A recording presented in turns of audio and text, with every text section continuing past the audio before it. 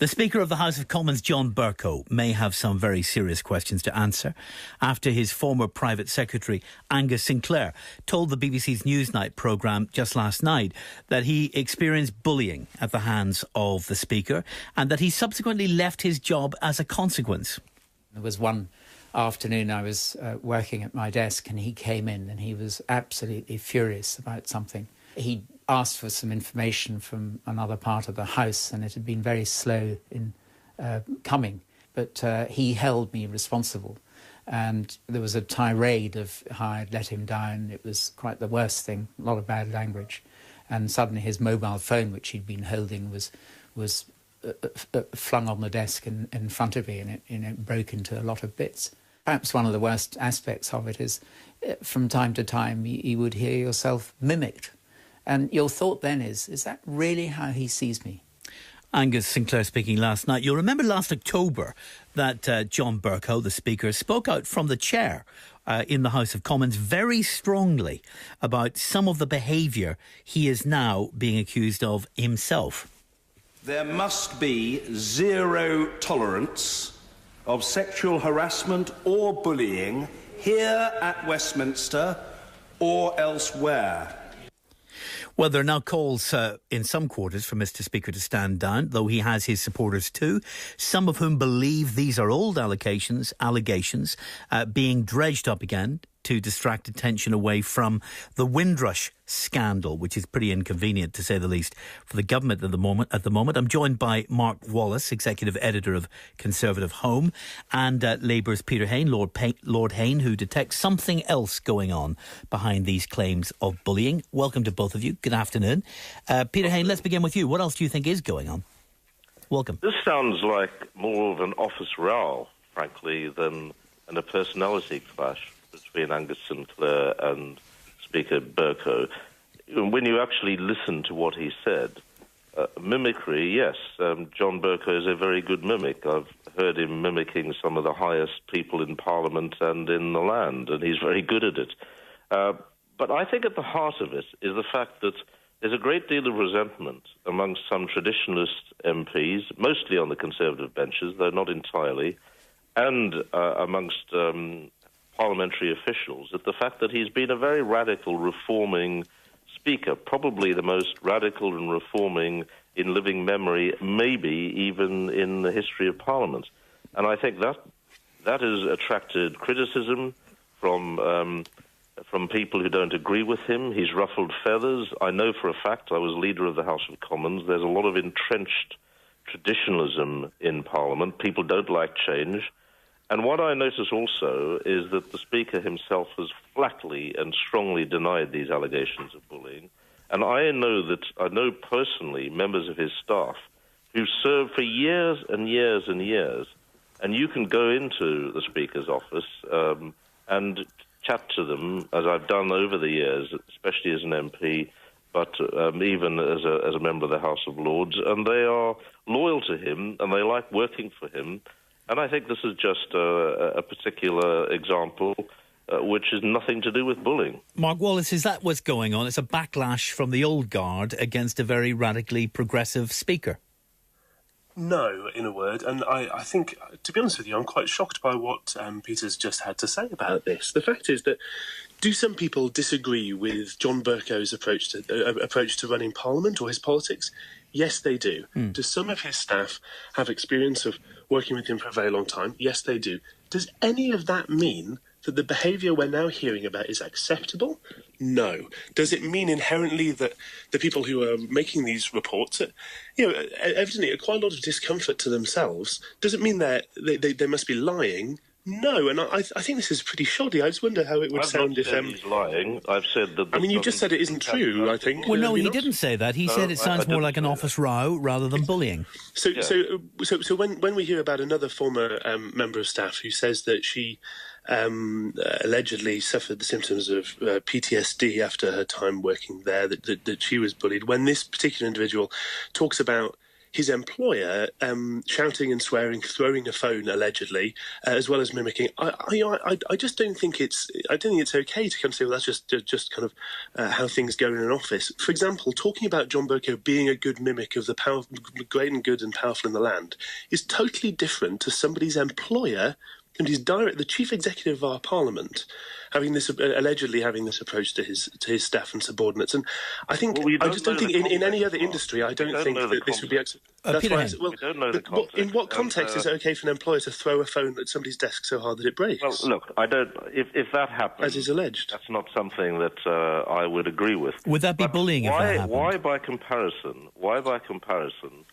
Has he got other staff, including his current private secretary, who's worked for him for years, both as his Speaker's secretary and assistant Speaker's secretary, for years and years and years.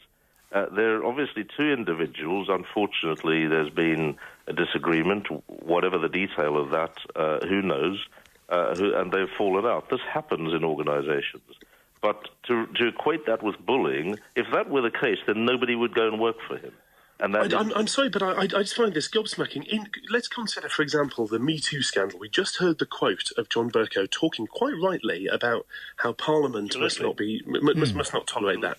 In similar cases in other industries, when somebody's accused of something, is it fair and right to stand up to then say, well, he's been around other people, so he must be okay with everybody? That simply isn't how life works. Unfortunately, there may be a personality clash, there may be a disagreement. It's how somebody responds to that as somebody in a position of power that matters. And I'm afraid to say that part of my concern about this, I wrote back in November in my column for the iPaper about the issue, a separate issue but related, of some MPs who bully their own staff in their own offices, and that needs addressing. It needs and to address it, we need to have leadership in the House itself. And I'm afraid when he's enmeshed in something like this, I just don't see how John Bercow can do what's needed for the whole House and for alleged victims and deal with this issue properly. We're talking to Mark Wallace from ConservativeHome and Lord Hain, Peter Hain. Let's take some of your calls. Nick, first of all, who's in Yorkshire. Hello, Nick.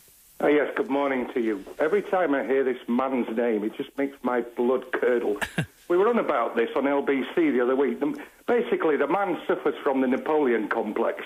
He seems to think that somehow it's his own personal thievedom, Westminster. When he showed Obama around, it was cringing, as if he was showing him round his own alma mater or his own apartments or whatever. And then his wife, the Amazonian woman that goes on television and drapes herself in men's magazines while he cuckolds on behalf of some traveller that appears in the same Nick, let's try to keep it reasonably civil. I believe that it's been reasonably civil. The man obviously is an embarrassment to the position. You never got this with Betty Boothroyd.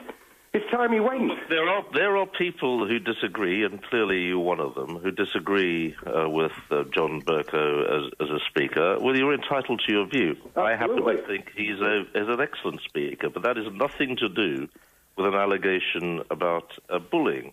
I mean, what is interesting about John Bercow's position is when he was voted in as Speaker, and I admit I voted for him enthusiastically, women in Parliament overwhelmingly voted for him, especially on the Labour benches, though not exclusively. Now, if he was a bully, on the contrary, he's actually been a feminist speaker as well in terms of encouraging equal opportunities in Parliament. And there are a whole series of reforms he's put in place to support staff, to brush away all the cobwebs of traditionalism that have resisted change, whether on the security front, running the place properly. I mean, it's a huge empire, is Parliament. All of that, has aroused resentment, and I actually think that's at the bottom of this.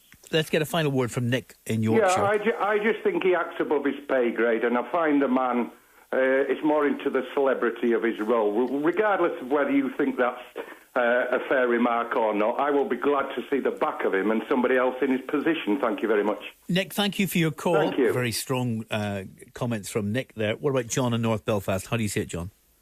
Hello, Mr. Burke. This isn't the first time allegations have arose over John Bercow and his behaviour towards his staff. Now, Parliament, MPs as a whole, have got a bad name. And here is someone who basically is a referee between the Conservatives and the Labour Party, who's married in alleged controversy himself. Is it any wonder that the Joe public do not trust Parliament and its MPs? John, thanks very much. Peter Hain, what about this non-disclosure agreement and the suggestion from Angus Sinclair that he was paid pretty much a year's salary, about £87,000, to go early from his job? As far as I know, and I don't know anything about the details, as far as I know, Speaker Bercow had nothing to do with that. That was a human relations employment issue on the House of Commons staff. It's not typical that someone would have to sign a non-disclosure agreement, is it? It's not typical. No, I don't suppose it is. But often, and he certainly takes the view that was about covering up the bullying, doesn't he? You're not allowed to talk about that. He's in breach of it now, he says. Well, he said that he's made an allegation. I haven't heard any evidence of bullying. I might have heard evidence of behaviour that I wouldn't, conduct myself. But I've heard no evidence of bullying, and I don't know the circumstances of the non-disclosure agreement. But at the bottom of this, look, as I say, this is an office row rather than an example of bullying. And what I do notice also is that there's been no evidence of bullying, whereas in the case of a number of MPs, there clearly has been bullying, and that has been exposed, as well as sexual harassment, and that has been exposed, and people should be brought to justice for that, whether they're MPs or whoever they are, especially if they're MPs, because they have very high standards to live up to, or ought to. It's almost as if, Peter Hain, it's almost as if you're saying that if anyone's been bullied here, it's the Speaker. No, I'm not saying that. John Bercow is quite capable of standing up for himself, and he does that very robustly. But you got the old guard trying to take him out. Well, I do think there's an element of that. They've been trying to get rid of him for years. He's a Speaker who grants backbench urgent questions and calls ministers to the House to issue statements, to make statements, far more, and grants backbench debates and opposition debates far more than any of his predecessors. Now, I think that's good, because that would be the case for a Labour government as well, by the way.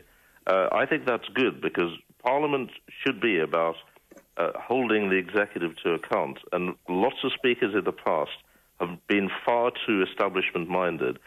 He is very much in favour of popular sovereignty by the people, and through them their backbench MPs, and I think that's to be applauded. Mark Wallace, when you look at the behaviour or the choice of response, let's put it that way, of John Bercow from the chair while he's Speaker, he's often criticised for his behaviour there too, that he shouts in a certain aggressive sort of way, that he's capable of headmasterly behaviour, humiliating behaviour, some say, in the way that he speaks to people from the chair. Do you see that in the chair?